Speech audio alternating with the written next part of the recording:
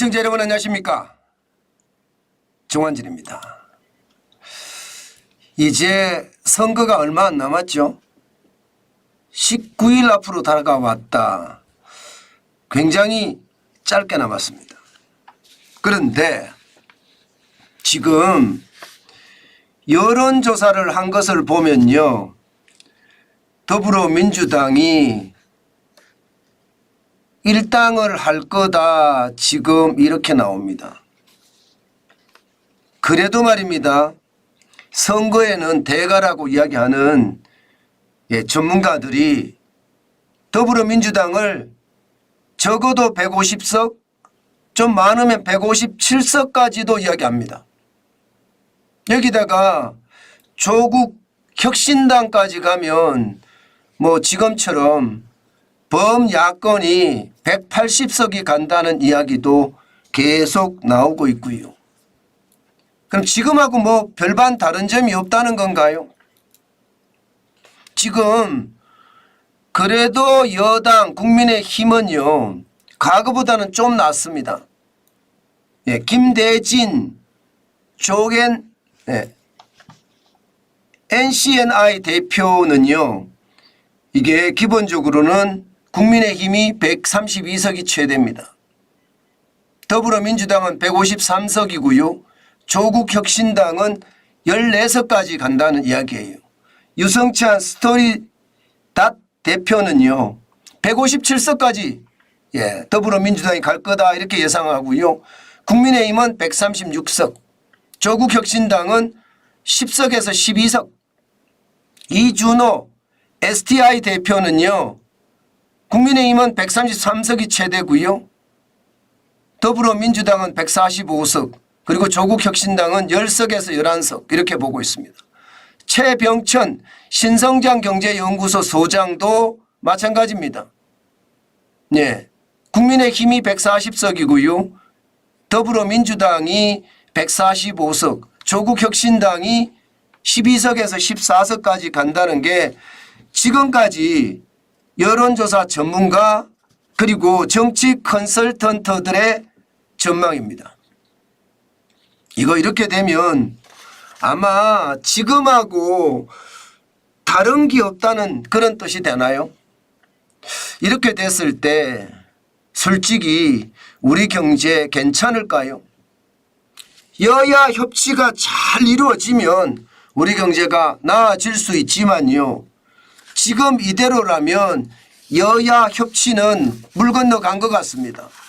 그만큼 말입니다, 상황만 점점 악화되고 있다는 그런 생각을 많이 해보거든요. 사실 협치가 이루어지지 않는다는 단적인 예가 당장 말입니다, 당장 더불어민주당 대표는요, 비아냥거리기를 굉장히 많이 합니다. 잘못된 모섬들은 회초리를 들고 안 되면 내쫓아야 한다. 이제는 권력을 회수할 때가 됐다. 박근혜 정권도 권좌에서 내쫓지 않았나. 이제 너희는 해고야. 뭐 이렇게까지 이야기합니다. 윤석열 정부에 대한 비판을 넘어서서 아예 대통령을 탄핵시키고자 이렇게 이야기하잖아요. 이런 상황에서 말입니다, 무슨 여야 협치가 되겠습니까?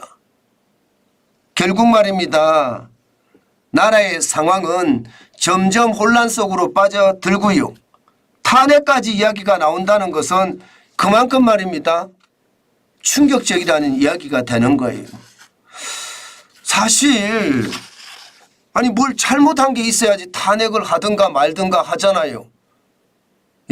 뭔가 또 프레임을 씌워서 대통령을 권좌에서 끌어내리겠다는 뜻인가요? 제발 이런 일은 안 일어났으면 좋겠어요. 대한민국은 자유민주주의 국가입니다. 그리고 국민들이 투표를 해서 대통령이 된 거고요.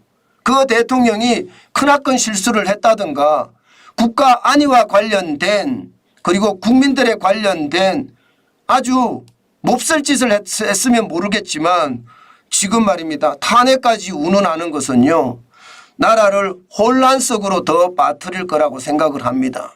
이렇게 되면 여러분, 경제는요 솔직히 한숨이 나올 수밖에 없습니다. 지금 우리 경제가 바닥부터 솔직히 철저히 무너져 있잖아요. 이런 상태에서 여야 협치가 일어나지 않는다면 이것은요, 지난 윤석열 정부 2년과 마찬가지로 앞으로 3년도 뭐 최악의 상황이 되겠다, 이런 생각 진짜 많이 하거든요.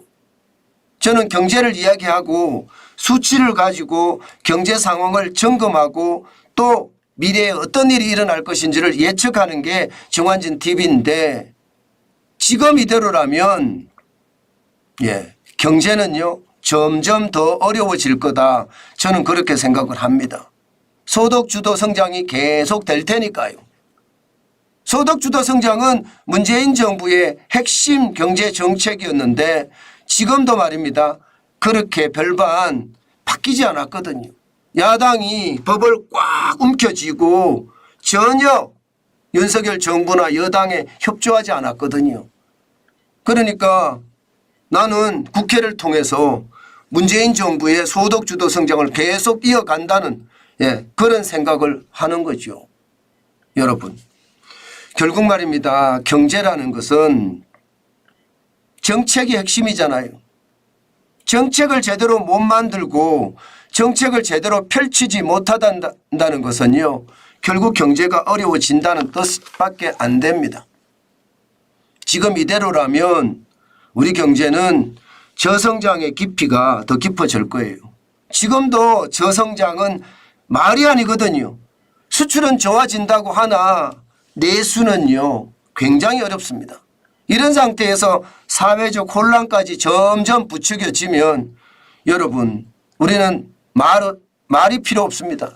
무조건 현금을 쌓아가는 것, 그것만이 우리에게는 굉장히 중요한 사명이다, 저는 그렇게 생각합니다. 여러분, 저성장은 길어질수록 고통은 심하거든요. 그 고통은 결국 말입니다, 지금 이대로라면 우리가 각자 감당해야 될 몫이 아닐까, 저는 그렇게 생각해 봅니다. 오늘은요, 지금 이대로 4월 10일 총선의 결과가 나타난다면 과연 우리 경제는 어떻게 될 것인가, 그에 대한 말씀을 드렸습니다. 또 세상을 바꾸는 뉴스도 이제 하나씩 그 문을 열어가겠습니다. 오늘도 말입니다, 여러분, 시장이라는 건 워낙 많이 변하니까 그 변화된 시장 우리 한번 따라가 볼까요? 일단 말입니다, 가장 중요한 것은요, 하나의 단서가 나오면 그 단서의 현재를 분석하고요, 과거를 반추하고 추세선을 만들어냅니다. 그런 다음에 그 추세선이 미래에는 어떤 방향으로 움직일지 항상 점검하는 게 정환진 TV의 세상을 바꾸는 뉴스입니다. 오늘도 어떤 단서가 있는지, 또 그 단서가 앞으로 시장에는 어떤 영향을 미쳐서 미래에는 어떤 결과가 나타날 것인지 한번 저랑 점검해 보실까요? 일단 차 한 잔 마시고 본격적으로 들어갑니다.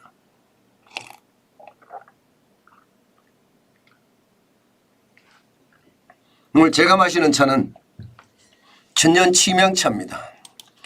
저는 늘 말입니다, 공복에 천년 치명차를 마시면서 건강을 챙기고 있습니다. 자, 그러면 첫 번째 소식부터 세상을 바꾸는 뉴스 시작하겠습니다. 첫 번째 세바유는요, 이겁니다. 기준금리 동결, 주식시장 난리 났다? 여러분, 미국의 중앙은행이죠. 페드, 연방준비제도가 연방공개시장위원회를 열었습니다. 어제 오늘 이틀 동안 열었습니다. 거기에서 금리를 동결시켰습니다. 지금 5연속 동결입니다. 작년 7월에 0.25% 금리를 올렸고요. 그때부터 시작을 해서요, 23년 9월 그리고 11월 12월, 올해 2월, 지금 3월까지 이렇게 5연속 동결을 시켰습니다. 뭐 예상했던 대로죠. 뭐 예상했던 대로는 결국 3월에는 동결이 될 거고 5월에도 동결이 될 거고 그럼 6월에는 어떻게 되느냐. 현재까지 시장의 전망은요. 6월에는요. 동결이 될 거다. 그래서 7월로 넘어가든지 아니면 9월로 넘어갈 수도 있겠다. 이렇게 예상을 해왔거든요. 그런데 FOMC 그러니까 연방공개시장위원회의 생각은 달랐습니다. 지금 미국의 금리 인상은요. 여전히 앞으로 3번 금리를 인하한다고 했습니다. 금리 인상하는 것이 아니라. 실제로 말입니다. 2024년 말까지 4.6%가 내려가고요. 그렇게 되면 3차례 인하거든요. 3차례 인하한다고 생각을 하면 여러분 보세요. 6월이 있죠. 6월 다음에 7월이에요. 7월 다음에 9월, 11월, 12월 5번 남았습니다. 5번 남은 가운데 3번을 인상을 한다고 하면 이게 7월로 가면 늦어요. 그리고 한여름에 금리 인상을 잘 안 합니다. 급박한 경우를 제외하고는 한여름에 인상을 잘 안 하거든요. 그러면 지금 시장에서는 6월이 제일 먼저일 거다 이렇게 예상을 합니다. 게다가 대통령 선거가 11월이니까요. 주가도 띄워야 되고 실제로 경제도 띄워야 되거든요. 그러면 대통령 선거 이전에 적어도 2번은 인하하지 않을까 이렇게 예상할 수가 있습니다. 2번을 인하한다 그러면 만약에 6월을 선택하면 9월일 거예요. 그러면 6월과 9월을 인하할 가능성이 굉장히 높다는 뜻입니다. 그렇게 말입니다. 대통령 선거가 끝나거나 아니면 11월 달에 다시 한 번 더 인하를 하면 3번 인하를 하는 거거든요. 그러니까 지금의 기존 입장이 전혀 바뀌지 않았습니다. 그러면 시장은 어떻게 될까요? 시장은 요동치는 거죠. 오히려 말입니다. 금리 인하를 2번으로 줄이지 않을까 이런 예상을 시장에서는 해왔거든요. 점도표상에서도 지금 2번으로 줄어들 거다 예상을 했는데 전혀 그렇지 않습니다. 그러니까 시장은 난리가 났어요. 당장 말입니다. S&P 500 지수는 또 사상 최고치를 기록을 했습니다. 0.89%가 올라갔지만 5224.62를 기록을 했습니다. 사상 최고치입니다. 46.11이 올라서 이게 꼭대기에 계속 머무는 거예요. 꼭대기에. 참 쉽지 않은 일인데 그죠? 그런데 꼭대기에 계속 머무는 겁니다. 뭐가 이런 주식시장이 있나 이렇게 이야기할 정도로 이거 장난 아니었습니다. 사실 정환진 TV 이 댓글창에서 집단지성을 우리가 쌓았을 때는요. 제롬 파월 연방준비제도 의장이 정치의 과열을 조금씩 이렇게 냉각시키지 않을까 그렇게 예상을 했지만 시장은 정반대 어떤 결과를 가지고 왔죠. 그러니까 사상 최고치를 달성을 했다는 뜻입니다. 게다가 말입니다. 나스닥도 1.25%가 올라갔어요. 202.62가 올라갔고요. 16,369.94일로 마감됐습니다. 시장 그래프를 보면 알겠지만요. 시장은요. 살얼음판 같이 올라갔다 내려갔다 반복을 하다가 연방공개시장위원회 결정이 나오니까 펑 하고 튀었습니다. 그죠? 1.25%가 올라갔으니까요. 계속 지금 올라가고 있는 중이거든요. 기술주 중심의 나스닥 종합지수가 이렇게 올라간다는 것은 진짜 많이 올라간다는 뜻입니다. 어디 것뿐입니까? 다우산업은요. 1.03% 올랐습니다. 401.37이 올라서 39,512.13이 됐습니다. 이제 또 한 번 말입니다. 사상 최고치를 경신하는 아주 놀라운 일이 벌어질 가능성도 높습니다. 4만을 찍을 가능성도 굉장히 높다는 뜻이에요. 진짜 장난 아니죠. 시장을 보면 진짜 무섭다는 생각을 저는 많이 합니다. 결국 말입니다. 제롬 파월 연방준비제도 의장의 어떤 한마디가 시장에는요 강력한 엔진이 되어서 주가가 확 올라가는 그런 결과를 가져왔다. 저는 그렇게 보고 있습니다. 그런데 말입니다. 진짜 우리가 조심하셔야 될 거는 있습니다. 제가 늘 말씀을 드리지만 시장은 진짜 조심하셔야 될 것이 여러분 보시다시피 2025년이에요. 내년 말까지는요. 금리를 올리겠다고 했습니다. 금리가 예상했던 것보다는 더 많이 올라가는 거죠. 그러니까 3.6%의 금리가 예상이 돼 있었는데 3.9%로 0.3%포인트를 올린다는 이야기입니다. 여기에다가 2026년 말까지도 플러스 0.2% 세 차례 인하는 하겠지만 3.1%를 유지한다는 뜻이에요. 여러분 그러면 결국 말입니다. 2025년 2026년까지 고금리가 계속된다는 뜻이잖아요. 여러분 알다시피 고금리는요. 우리에게는 굉장한 충격을 줄 수 있거든요. 저는 이 고금리가 결국 말입니다. 이자 앞에 장사 없다는 것을 실현할 가능성이 높다는 거예요. 올해만 고금리가 아니라 내년에도 고금리, 후년에도 3%면 여전히 고금리입니다. 중금리라고 이야기하지만 여전히 고금리입니다. 그만큼 말입니다. 기준금리가 이러면 대출금리는 4% 5%가 되기 때문에 충격이라는 뜻입니다. 그래서 여러분 조심하시라는 거예요. 저는 이자 앞에 장사 없다는 말이 결국 실현이 될 거라고 저는 생각을 하고 그렇게 굳게 믿고 있습니다. 그렇지만 시장은요 지금 정반대로 움직이는 것 아마 정치적인 요소도 여기에 많이 가미되어 있지 않을까 그런 생각은 해요. 실질적으로 미국의 대선이 11월 달에 있잖아요. 그때까지 가기까지 경기를 좋게 만들려고 하는 분위기 저는 충분히 있을 수 있다고 봅니다. 그러나 시장에는요. 이게 거품으로 작동이 되고 그 거품은요. 최악의 폭락을 가져올 수도 있습니다. 그렇기 때문에 여러분 진짜 조심하시고 조심하셔야 된다는 말씀 제가 또 한 번 강조하고요. 우리 시장도 마찬가지일 거예요. 오늘 우리 시장도 뭐 정부가 기업 밸류 프로그램까지 가동을 하는 판이니까 이게 외국인들이 또 끌어줄 거예요. 외국인들이 또 끌어주면 주가가 뻥뻥뻥뻥 올라갈 텐데 조심하시고 또 조심하는 거 잊지 마시고요. 시장에 무리하게 들어가는 것 지금은 아니다. 그 말씀 다시 한번 강조합니다. 오늘 우리 시장 진짜로 변동성이 굉장히 클 것 같은데 이럴 때일수록 조심하셔야 돼요. 너무 급하게 시장을 들어가서 내 친구들은 다 부자가 됐는데 나만 못 됐어. 이렇게 따라가다가는요.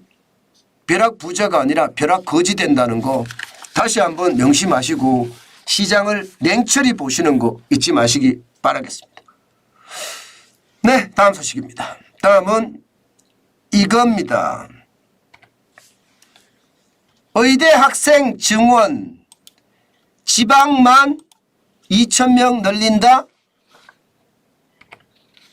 여러분 정부가 결국 말입니다. 전국 의대 학생 정원을 발표를 했습니다. 기본적으로는 서울은 안 늘립니다. 경인 지역은 인천하고 경기도죠. 361명을 늘리고요. 지방에서는 1639명을 늘려서 전국 7개 거점 중심으로 인원을 확충한다는 뜻이에요. 1639명을 늘렸으니까. 그러면 의대 정원이 현재 3,058명이 2,000명이 늘어서 5,058명이 된다는 뜻입니다. 엄청나죠? 정부가 발표를 했습니다. 그렇게 되면 여러분 결국 지금까지 의대 정원이 줄었었거든요. 2000년에는 3,507명에서 말입니다. 2006년에는 3,058명으로 줄어서 2006년부터 2023년까지 3,058명이 되어 왔는데 내년에는요. 무조건 2,000명이 는다는 거예요. 지금 여기서 말입니다. 상황이 진짜 꼬여갈 대로 꼬여가거든요. 여러분도 아시다시피 의협, 의사협회도 지금 난리죠. 전공의도 난리죠. 병원을 떠났습니다. 의대 교수분들도 지금 25일께 사직서를 낸다고 합니다. 그야말로 의료가 파행으로 치닫고 있고요. 자칫 잘못하면 이제 수술을 받아야 될 사람이 수술을 못 받아서 줄줄이 죽어가는 그런 상황이 연출될 수도 있다는 뜻이에요. 정부와 의료계가 강대강으로 부딪혔다는 뜻입니다. 그런데 정부는 2,000명 정원 늘려라 하고 발표를 했습니다. 자, 이렇게 되면 이제 주워 담을 수가 없습니다. 이것은요, 결국 말입니다. 정부는 마이웨이, 그냥 정부의 길을 가겠다는 뜻이에요. 다시 말해서 말입니다. 경인 지역에는 361명을 늘리고 지방에는 1,639명을 늘려서 5,058명으로 가져가겠다는 뜻이고요. 특히 말입니다. 지역을 7개 권역으로 나눕니다. 서울, 경기, 강원, 충청, 대전, 부산, 대구, 울산, 경상, 광주, 전라, 제주 이렇게 7개 권역으로 나누어서 말입니다. 거점 병원을 만들어 가겠다. 그러면서 국립대 중심으로 의대 정원을요 200명까지 늘려가면서 지금 의료개혁을 시도하겠다 이렇게 발표한 겁니다.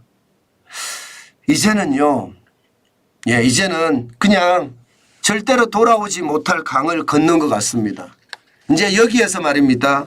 앞으로 강대강 충돌이 어떻게 나타날지 참 당혹스럽기도 하고 무섭기도 합니다. 분명한 것은요. 의대 정원을 늘리는 데는 공감을 합니다. 그런데 이게 대화의 장이 안 만들어져요. 대화의 장이 안 만들어지니까 먼저 발표부터 먼저 해버린 거예요. 발표부터. 그러니까 말입니다. 이게 정부가 이제 공식적으로 발표를 했는데 이거를 다시 주워 담는다고요? 못 주워 담습니다. 그렇게 되면 이제는요 그냥 강대강 대치로 간다는 뜻이에요. 사실 말입니다. 사실 지표로 보면 이게 의대 정원을 좀 늘려야 되는 거 맞거든요. OECD 주요국 인구 1000명당 의사 수를 보면 우리는 한의사 포함해서 2.6명이고요. OECD 평균은 3.7명입니다. 한의사를 포함하지 않으면 2.3명까지 떨어집니다. 그러면 여러분 결국 의사 수가 좀 부족하다 이런 뜻이잖아요. 지방의료원에서 의사 선생님 한 분 뽑으려고 그러면 이게 뭐 한 달, 두 달 걸리는 건 당연하고요. 임금도 말입니다. 3억, 5억씩 줘야지 온다고 합니다. 그 정도로 지금 상황은 열악하다고 생각은 해요. 우리가 일반 사람들이 보기에는요. 그러면 의료계 측에서도 말입니다. 이런 데이터를 가지고 정부하고 대화하면서 좋은 방안을 찾았으면 더 좋은 방안이 나올 텐데 이렇게 강대강으로 대치되면서 이런 상황이 연출된다는 것은 어떻게 생각하면 저는 충격적인 상황이다. 저는 그렇게 생각합니다. 그만큼 상황이 꼬일 대로 꼬였다 이렇게 생각이 들고요.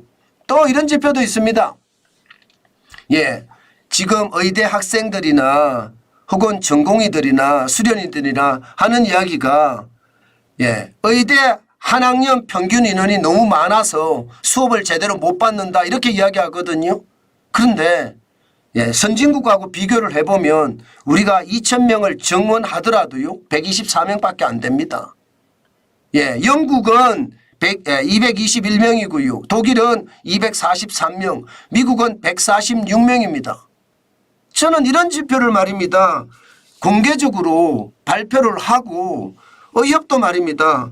서로 말입니다. 지표와 지표를 가지고 합리적으로 이게 타협하고 대화하고 저는 이런 게 필요하다고 생각을 하거든요.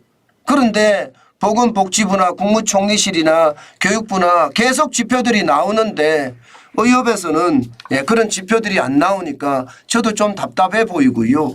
결국은 말입니다. 결국은 의대 2,000명 정원은 이제 기정사실로 가고 있는 것 같습니다. 대화와 타협이라는 것 저는 너무 민주주의를 무시하는 것 아닐까 저는 그런 생각을 하거든요. 어느 사람이 보더라도 의사가 부족하고 응급실 뺑뺑이가 난무하고 이런 것들을 알고 있거든요. 그러면 의협도 의료계도 지금 그 상황을 좀 감안해서 시장을 같이 대화하고 타협했어야 되는데 참 안타깝다는 생각이 저는 절로 듭니다. 지금 반발은 엄청납니다. 의료계 반발은. 대한의학회는 모든 조치 철회하라. 전국의대 교수 비대위는 25일 사직서 그대로 내겠다. 전국의대 학생은 일방적 발표 인정 못한다. 이렇게 이야기하거든요. 그렇지만 여러분 이게 건너오지 못할 강을 건넜다니까요. 이제는요 강대 강이 아니라 그냥 정부 뜻대로 가겠다는 뜻이에요. 그래서 제가 대화하고 타협하는 게 중요하다고 말씀을 드렸고 그 대화와 타협이 결국은요 자유민주주의를 더 공고하게 만드는 것이거든요. 저는 이런 대화와 타협이 없이 강대강으로 이렇게 부딪혀서 결국은 돌아오지 못하는 강을 건넜다는 것 저는 진짜로 안타깝게 생각을 합니다. 제발 국민들을 위해서 또 대한민국을 위해서 저는 정부도 그렇게 해야 되고요. 의료계도 저는 그렇게 해야 된다고 생각을 합니다. 의사들이 지금 사직을 하고 그러므로 해서 말입니다. 의료 대란이 일어나면 결국 손해는요. 우리 국민입니다. 저는 우리 국민이 그런 최악의 손해를 안 봤으면 좋겠습니다. 안 봤으면. 지금처럼 가면 말입니다. 그냥 최악의 손해를 볼 수밖에 없는 게 현실이 될 겁니다. 저는 그것이 말입니다. 결국은 상황을 더 악화시키는 그런 상황이 되겠다. 이런 거 저는 보고 있거든요. 제발 이런 일이 벌어지지 말았으면 좋겠다. 제가 그렇게 말씀을 드렸는데 결국은 강대강의 대치로 갔고요. 이것은 국민 생활이 그만큼 어렵게 될 수밖에 없는 현실이 되겠구나. 저는 그 생각을 하게 됐습니다. 참 안타깝죠. 아마 어느 누구도 말입니다. 지금의 상황을 보고 안타깝지 않다고 생각하는 사람은 없을 거예요. 이게 민주주의, 저는 자유민주주의가 대한민국에게는 가장 중요한 요소라고 생각을 하거든요. 그런데 자유민주주의의 핵심이 대화와 타협인데 대화와 타협이 되지 않고 이렇게 저는 무너졌다는 자체가 사실 진짜 안타깝게 그지없습니다. 제발 지금이라도 늦지 않았습니다. 지금이라도 절대 늦지 않았어요. 저는 지금이라도 타협하고 대화할 수 있는 힘 반드시 만들어냈으면 좋겠습니다. 최악의 상황만 계속 연출되다가는요. 저는 더 최악의 상황을 만들 수밖에 없다고 저는 보거든요. 그만큼 상황이 어려워진다는 이야기인데 타협이라는 게 그만큼 중요하거든요. 저는 그게 지금의 우리의 상황이 참 대화와 타협을 하지 못하는 그 상황 안타깝다고 저는 진짜로 생각을 합니다. 제발 저는 해줬으면 좋겠다. 그 말씀 다시 한번 드립니다. 다음은요 이겁니다. 알리 전염병 싹쓸이 이제 수수료 내라고. 여러분 중국의 종합 쇼핑몰 앱들이 대한민국을 침공하고 있잖아요. 제가 알리 전염병 싹쓸이 이제 수수료 내라고 이렇게 제목을 달았습니다. 그만큼 말입니다. 중국의 종합 쇼핑몰 앱들이 한국에 무차별적으로 들어와서는요. 이제는요. 수수료 내라고 이야기하고 있습니다. 결국 올 것이 온 거지요 뭐. 올 것이 올 거라고 예상을 했지만 생각보다 빨리 왔습니다. 아마 돈 쓰는 게 만만치 않을 거예요. 왜냐하면 초저가로 그것도 1,000원으로 판매를 계속하고 있으니까 마케팅비는 천문학적인 수준으로 들어가고요. 그러니까 입점료 내라, 수수료 내라. 이제 그런 압박이 시작이 됐다는 이야기죠. 실제로도 그런 일이 벌어지고 있고요. 지금 말입니다. 알리익스프레스만 하더라도 입점이나 판매 수수료 내라는 거예요. 3월까지는 공짜지만 4월부터는 내라. 얼마를 내라. 아직 정확하게 밝히지는 않았지만요. 일반적인 온라인 유통 플랫폼 통상 수수료를 감안을 해보면 적게는 6에서 11%까지 많게는 20%까지 내라고 할 가능성 굉장히 높아졌다는 뜻입니다. 결국 본색을 드러냈죠. 본색을 드러냈는데 생각보다 빨리 드러냈습니다. 그죠? 예, 이게 적어도 알리가 1,000만 명 이상 활성 이용자를 확보하고 나서 그렇게 할 줄 알았는데 예상했던 것보다는 훨씬 빨리 발톱을 드러낸 겁니다. 이게 뭐 그럴 거라고 예상은 하고 있었지만 생각보다 굉장히 빨라진 겁니다. 보시는 것처럼 말입니다. 알리익스프레스가 818만 원이거든요. 그래서 이게 1,000만이 넘을 때까지 저는 기다리다 아니면 1,500만 명까지 갈 때까지 기다리자 이렇게 생각을 했는데 알리가 그러지 못한 거예요. 그 말은 마케팅비가 다 떨어져 간다. 그런 이야기가 되는 건가요? 테무는 아직까지 계속 가고 있다는 이야기고 테무 쪽에서는요. 판매 수수료나 이게 입점료를 내라는 그런 아직 이야기는 없습니다. 그렇지만 테무도 2월 기준으로 580만 쉐인도 많습니다. 테무, 알리, 익스프레스하고요. 쉐인하고 다 합치면 1,500만 명 가까이 된다고 합니다. 1,500만 명. 대단하죠. 1,500만 명 가까이 된다고 해요. 그 정도로 말입니다. 그 정도로 상황 자체가 굉장히 지금 중국 종합 쇼핑몰 앱들은 많이 모았다는 뜻입니다. 그런데 생각보다 빨리 수수료를 내라. 그러면 여러분 결국 말입니다. 저는 그렇게 생각합니다. 이들이 한국에 쓸 수 있는 마케팅비라는 게 있잖아요. 그 마케팅비가 점점 떨어져 간다. 이런 생각이 드네요. 이들의 마케팅비는 물건을 초저가로 판매함으로 해서 말입니다.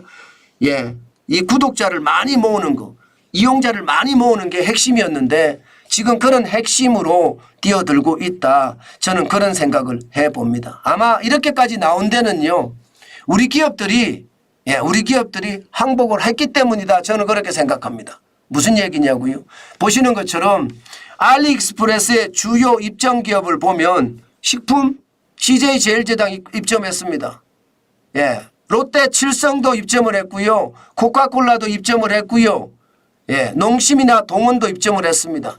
생활용품, LG생활건강, 아모레퍼시픽, 애경, 피존, 한국 P&G 웬만한 데는 다 입점을 했습니다. 가전은 쿠쿠나 쿠첸도 입점을 했고요. 지금 검토를 하고 있는 기업도 말입니다. 삼양식품이나 대상, 풀무원, 오뚜기 이런 데까지도 다 검토를 하고 있다고 하거든요. 다시 말해서 지금 알리는 소기의 목적을 달성을 했다. 소기의 목적을 달성을 했으니까 이제 두려움이 없다. 이제는 말입니다. 누구라도 들어오면 된다. 그런 이야기가 되는 건가요? 저는 그렇게 생각합니다. 그만큼 알리는 소기의 목적을 달성을 하고 나니까 이런 문제가 생겼다. 저는 그렇게 보는 겁니다. 아마 알리만 이러겠습니까? 알리만 이런 게 알 거예요. 앞으로 이제 테무도 본격적으로 입점료나 수수료도 낼 거고요. 가격도 올라갈 겁니다. 쉬인도 마찬가지고요. 쉬인도 결국 말입니다. 입점료나 또 판매 수수료 내놓으락 거고요. 그리고 말입니다. 가격도 올라갈 겁니다. 저는 수수료 0으로 공세를 펴다가 돌연 내달부터 수수료를 받겠다 이렇게 이야기한 것을 보면 결국 말입니다. 결국 대한민국에서 그들이 뿌리를 못 내리도록 해야 됩니다. 저는 그렇게 생각합니다. 그렇게 뿌리를 못 내리도록 해야지 그게 지금의 상황 저는 만들어냈다는 것. 그들이 뿌리를 내리도록 놔두면 또 이들은요. 콧대가 높아져서 지들 마음대로 합니다. 중국 애들이 그렇잖아 일반적으로. 조심하시고 저는 조심해야 된다고 생각을 합니다. 그만큼 지금 상황이 최악의 상황이다. 이렇게 여러분에게 말씀드릴 수 있을 것 같습니다. 이게 결국은요. 결국은 대형 플랫폼으로 가기 위한 마케팅비를 얼마나 쏟아붓느냐인데 저는 결국 우리 소비자들이 거기에 적극적으로 호응하지 않는다면 저는 충분히 이길 수 있는 힘이라고 저는 봅니다. 그래야 되지 않을까요? 저는 그렇게 생각합니다. 그만큼 말입니다. 지금 중국은 종합 쇼핑몰을 앞세워서 지금 여기저기다가 뿌리고 있는데 그것이 최악의 상태가 된다. 이렇게 얘기할 수 있을 것 같습니다. 네, 우리 변서연님 슈퍼챗 감사합니다. 감사합니다. 예, 변서연님. 그리고 이상옥님, 예, 슈퍼챗 감사합니다. 감사합니다. 제가 오늘은 솔직히 좀 정신이 없지요. 이게 뭐 정신이 있을 수가 없는 것 같아요. 워낙 하도 황당한 일을 제가 당해서 문재인 정부 때도 제가 이렇게 많이 했지만 이렇게까지 당하지는 않았거든요. 그런데 지금 야 이게 버퍼링이 나서 예, 방송이 멈출 정도로 최악의 상황을 만들어냈다는 것 도대체 뭐가 원인인지 모르지만 진짜 최악이다. 그 생각을 저는 많이 해봅니다. 예, 안타깝게 그지없네요. 자 이거는 뭐 이 정도로 하고요. 다음 소식으로 넘어가겠습니다. 저는 누가 어떤 일이 있더라도 예, 저는 굴하지 않고요. 계속해서 앞으로 나아갈 거라는 것 아마 여러분들도 잘 알고 계실 겁니다.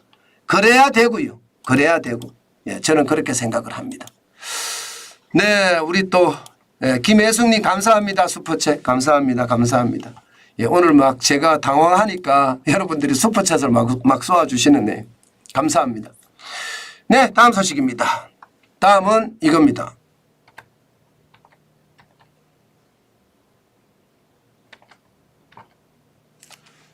밸류업 계속 간다. 이 영상 꼭 봐주세요. 여러분 정부가 기업 밸류업 프로그램을 계속 추진하고 있잖아요. 예. 그래서 제가 밸류업 프로그램이 계속 추진이 됐을 때 우리 주식시장에서는 어떤 일이 벌어질 것인지 말씀드리고자 하는 겁니다.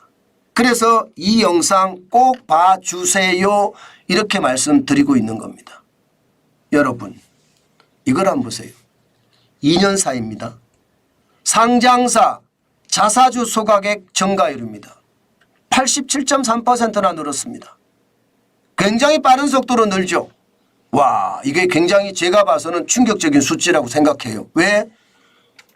이게 자사주를 소각한다는 것은 주식 수를 줄인다는 거고 주식 수를 줄인다는 것은 결국 말입니다. 예, 시장에 주가를 띄운다는 이야기가 되거든요. 그런데 그 금액이 만만치 않아요. 지금 보시다시피 2021년에 2조 5,426억 원이었거든요. 2023년을 보세요. 4조 4,736억 원입니다. 그런데 2024년 3월을 보십시오. 4조 9,165억 원입니다. 굉장하죠. 굉장합니다. 지금 2021년에서 2023년까지 2년 사이에 87.3%가 늘어났거든요. 2조 5,426억 원이 예, 2조 2,200억 원이 늘어서 4조 7,636억 원입니다. 그런데 1년 사이에 늘어나는 거 보세요. 1년 사이에 늘어나는 거. 지금 1년 사이에 늘어나는 걸 보면 야 이거 굉장히 충격적입니다. 예, 2023년 예, 2023년에는요 8,124억 원이었습니다. 8,124억 원. 8,124억 원이었는데 2024년에는요 3월까지 지금 4조 9,165억 원입니다. 엄청납니다. 장난 아닙니다. 장난 아닙니다. 장난 아니에요. 그만큼 말입니다. 자사주를 사서 소각하는 사람들이 진짜로 많아졌고요. 이게 505.1%가 늘었거든요. 505.1%. 그러면 여러분 주식수를 계속 줄여가면서 기업의 영업이익이나 순이익을 가지고 자사주를 사서 계속 매각을 한다는 걸 생각을 해보자고요. 그러면 주가는 어떻게 될까요? 저는 주가가 올라갈 수밖에 없는 게 현실이다 그렇게 생각합니다. 지금 실질적으로 말입니다. 자사주를 소각하는 기업을 보면 삼성물산, 사실상 삼성그룹의 지주회사죠. 1조입니다. 1조. 와, 자사주 소각 계획이 1조예요.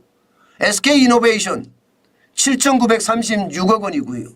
기아도 5천억 원이고요. 메리츠금융 지주도 4천억 원. KB금융은 3,200억 원. KTNG는 3,150억 원. 하나금융 지주는 3천억 원.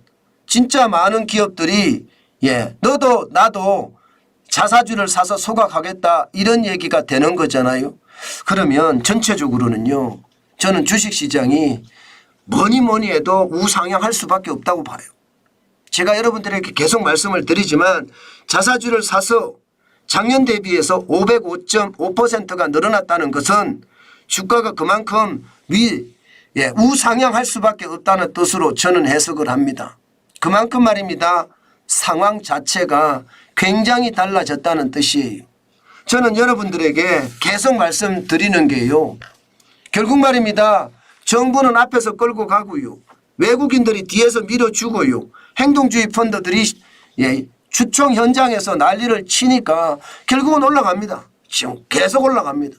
주가도 보시면 2024년 3월 14일 현재 코스피가 2718.76이잖아요. 2718점. 그러면 2022년 2월 18일에 2744.52 이후로 최대치입니다. 2022년이에요. 그러면 거의 2년 만에 최대치라는 거잖아요. 이거 어떻게 올라갈지 아무도 모릅니다. 물론 예기치 않은 위기, 우리가 생각지도 못한 위기, 이 블랙스완이라고 하잖아요. 이게 터질 수도 있습니다. 게다가 뭐 전쟁의 상황, 지금 러시아 우크라이나 전쟁이 더 커질 수도 있고요. 중동 전쟁이 더 위험에 빠질 수도 있습니다. 이것은 어떻게 생각하면 위험에 빠지면 빠질수록 회색 코뿔소가 더 날뛴다 이런 표현을 쓰잖아요. 실제 그런 회색 코뿔소가 더 날뛸 수도 있습니다.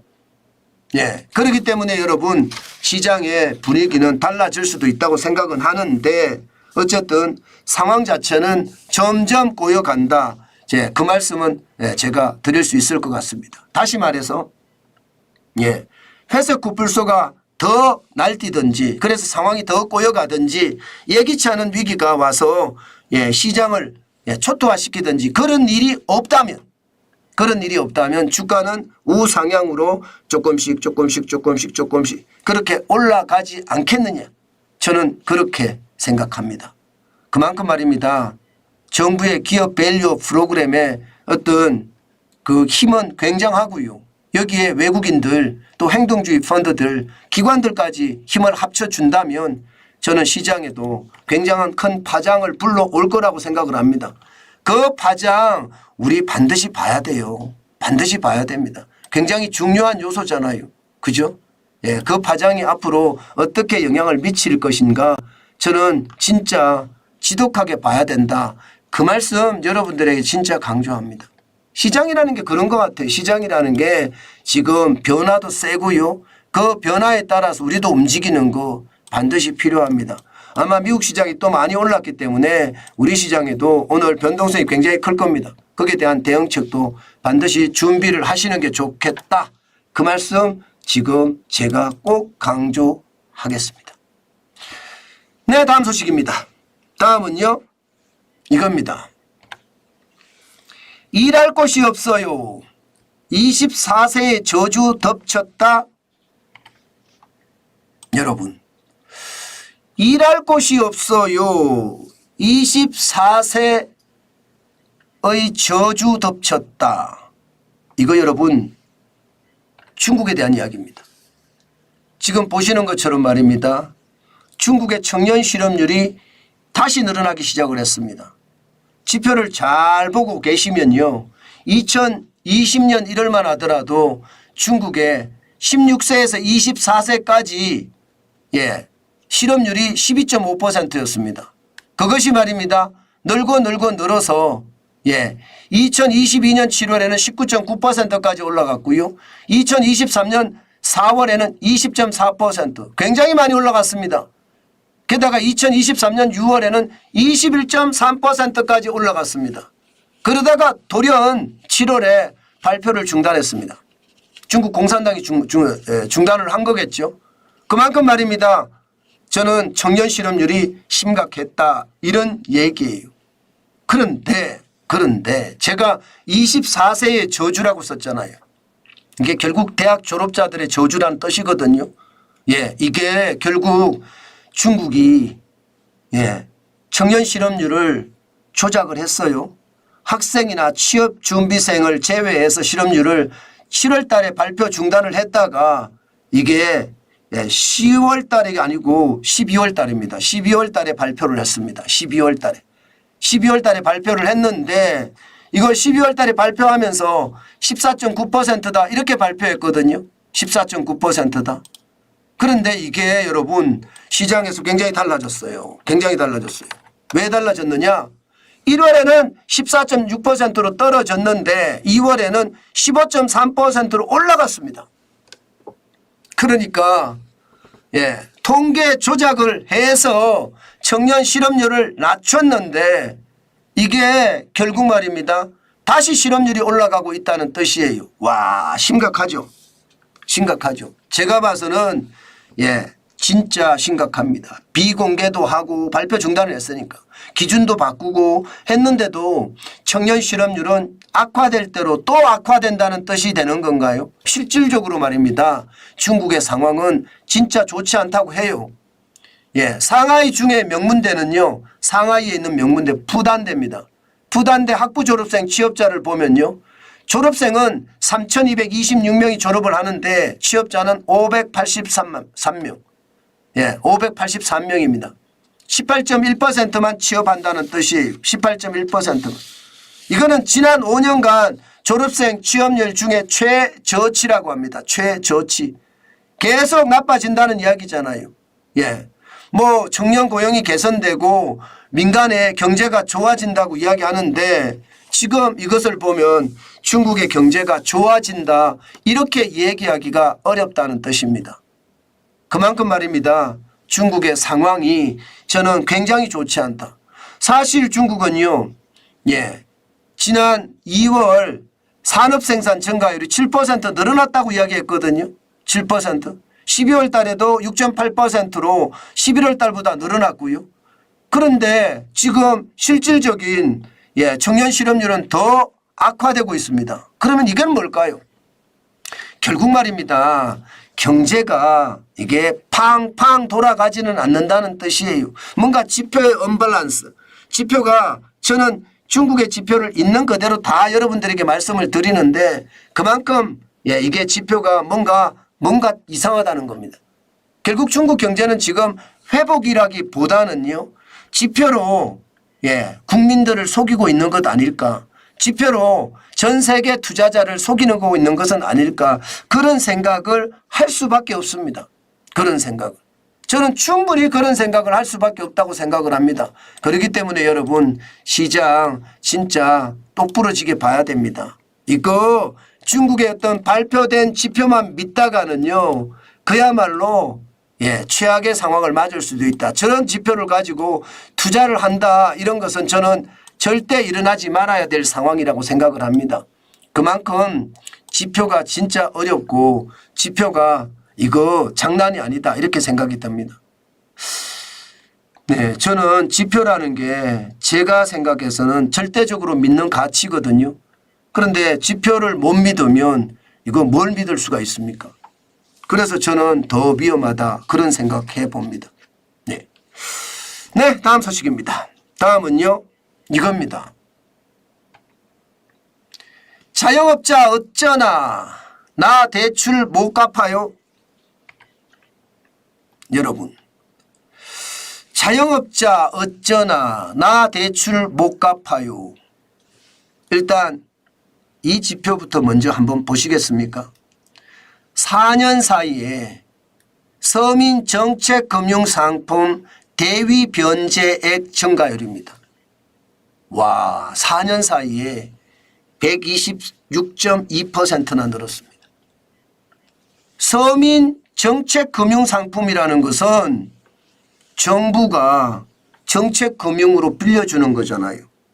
그런데 이 정책금융도 갚지 못해서 정부가 대신 갚은 사람들이 지금 4년 사이에 2.3배나 늘었다는 뜻이에요. 126%니까 2.3배 반올림에서 2.3배가 늘었다는 뜻입니다. 야, 이거 충격 아닙니까?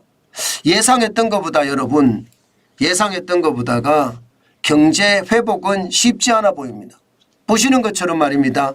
서민정책금융상품 대위 변제액이 2020년만 하더라도 4,934억 원이었습니다. 그런데 2024년 올해입니다. 1조 1,159억 원으로 예산이 책정이 됐습니다. 그러면 126.2%가 늘어난 거죠. 6,225억 원이 늘어난 겁니다. 자, 이거를 보면 말입니다. 우리 경제가 지금 얼마나 어려운지 단적으로 보여주는 지표라고 생각을 하고요. 올해가 어쩌면 말입니다. 작년보다 더 어려워질 수 있는 그런 상황에 놓일 수도 있다는 뜻입니다. 왜냐고요? 2021년에 6,271억까지 늘었다가 2022년 약간 줄었거든요.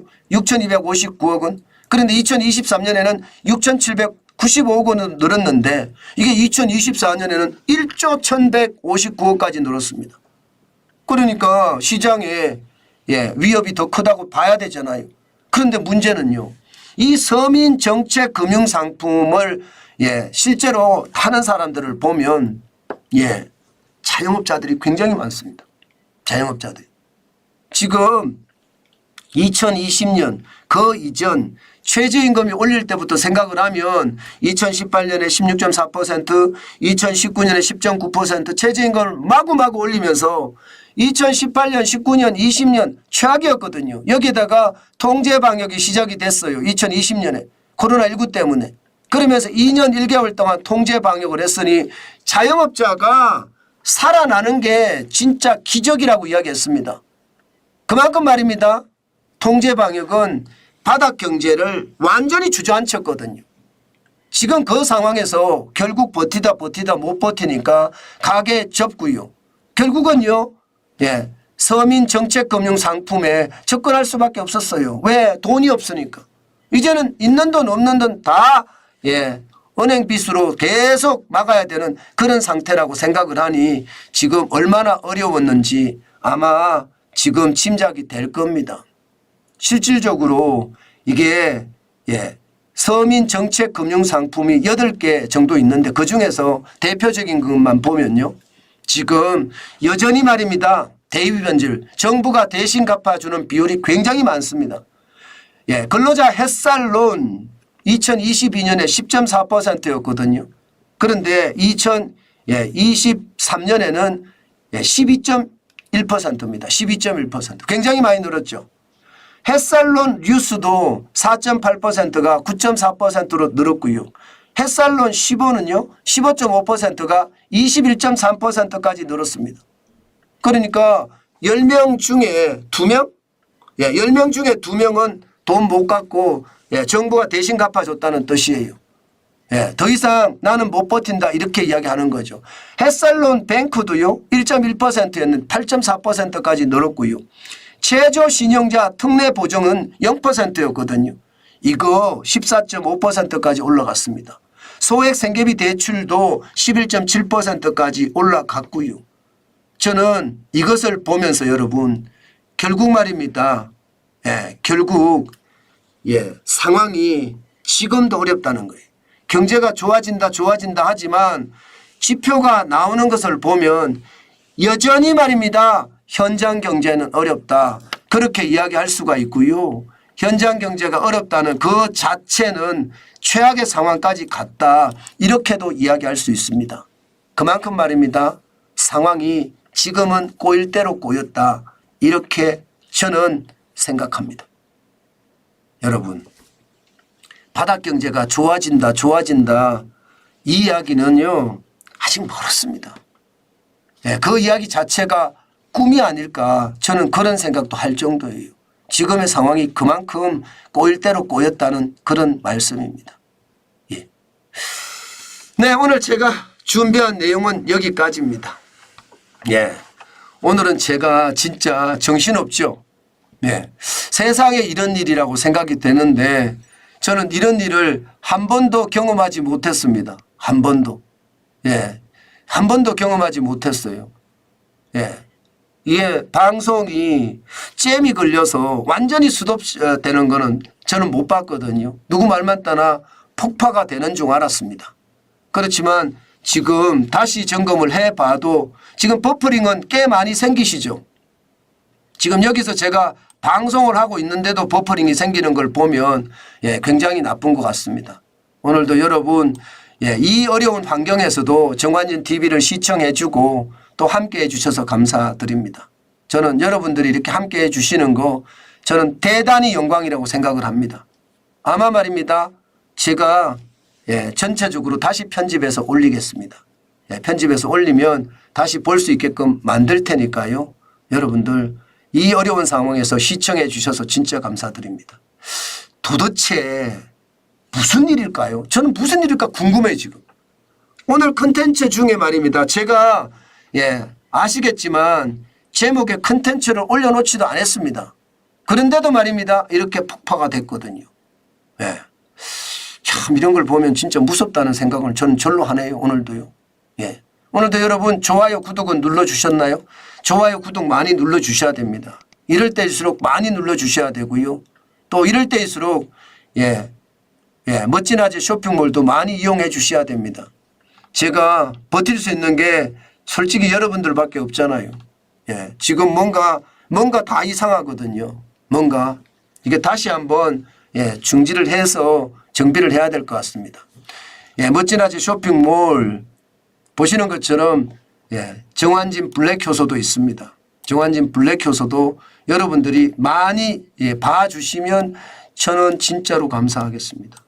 많이 봐주시면. 그 와중에 여러분들이 정환진 블랙 효소를 많이 사주셨네요. 여러분 감사합니다. 감사합니다. 이 와중에 진짜 많이 사셨어요. 여러분들이. 이게 뭐 슈퍼챗을 쏘면서 저에게 힘내라 하시는 분들도 있었는데 지금 왜 보니까 말입니다. 정환진 블랙 효소부터 시작해서 콜라겐까지 게다가 진치명까지 엄청 사셨네요. 감사합니다. 감사합니다. 더 열심히 하겠습니다. 더 열심히. 여러분들이 이렇게까지 정환진을 이렇게 후원하고 정환진을 이렇게 저는 밀어주시는지 몰랐습니다. 진짜 감사합니다. 감사합니다. 미니멀님 선거 다가오니 우파 유튜브 폭파 많이 당하네요. 그렇군요. 저만 그런 게 아니라 다 그런 일이 지금 벌어지고 있는 거네요. 아이고 저도 오늘 처음 봤어요. 저는 이런 거 처음 봤거든요. 세상에 뭐 이런 일이 있나 싶을 정도예요. 지금 뭐 제가 오늘 보니까 뭔 일인지 솔직히 잘 모르겠지만 핵심은 의사들의 어떤 파업에 대한 이야기, 민주당, 야당에 대한 이야기, 그리고 중국에 대한 이야기, 뭐 다 폭파될 이야기만 했나 봐요. 참 어렵네요. 어려워. 어쨌든 여러분 제가 정리해서 다시 올리겠습니다. 오늘도 여러분 함께 해주셔서 감사드리고요. 정환진 콜라겐이나 정환진 블랙 효소 많이 사주시면 저에겐 더 큰 힘이 될 거라고 생각을 합니다. 제가 주소도 올렸으니까 많이 부탁드리겠습니다. 지금도 정환진 블랙 효소, 정환진 TV 지금 방송하는 것도 지금 잼이 걸려 있는 상태거든요. 다시 한번 이게 소통을 하고 채널도 바꾸고 준비를 해야 될 것 같습니다. 자, 이제 저는 물러가겠습니다. 오늘도 함께 해주신 여러분, 전화 주문 가능합니다. 010-2127-8247 010-2127-8247 지금 전화 주셔도 진치명도 주문이 가능하고요. 블랙 효소도 가능하고요. 콜라겐도 가능합니다. 저는 진짜 오늘 제가 너무 당황한 것 같아요. 오늘 굉장히 당황한 것 같습니다. 그래서 이게 폭파될까 봐 걱정은 되는데 일단 오늘 방송은 마치고요. 어떡하든 또 한번 채널을 바꾸든지 준비를 하겠습니다. 오늘도 여러분 함께 해주셔서 감사드리고요. 이게 선거가 다가오니까 그렇게 된다고 이야기하니 참 답답하기 거지없네요. 답답하기 거지없습니다. 자, 저는 물러가고요. 오후 2시에 다시 뵙도록 할게요. 그때는 또 깔끔하게 고쳐서 이게 방어할 수 있는 방법을 가지고 들어오겠습니다. 오늘도 여러분 예, 우리 아리랑 님이 효소 12통 진치명 주문요. 아이고, 감사합니다. 감사합니다. 이렇게 많은 분들이 해 주시니까 제가 더 힘이 나는 것 같아요. 전화번호 있습니다. 010-2127-8247로 전화 주시면 감사하겠습니다. 아리랑 님. 예. 자, 저는 이제 물러가겠습니다. 여러분 시청해 주셔서 감사드리고요. 마지막은 진치명 내보내겠습니다. 여러분 감사합니다. 그리고 이 악조건에서 시청해 준 여러분께 오늘 행복하시라는 말, 또 행운이 항상 깃들으라는 말 드리겠습니다. 물러가겠습니다.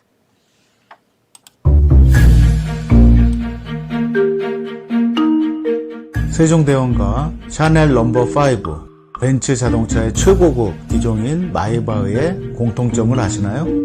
바로 침향입니다.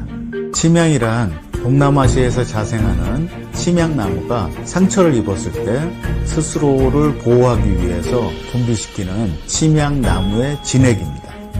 진침향은 태국산 침향과 러시아산 녹용, 그리고 국산 홍삼, 백봉령, 산수유, 당귀, 숙지향, 꿀로 이루어진 침향환으로 만성 피로나 또 스트레스, 기력이 저하된 직장인분들, 또 수험생들, 연세 드신 어르신분들이 드시면 좋은 환입니다. 진침향, 여러분들께 자신있게 권해드립니다.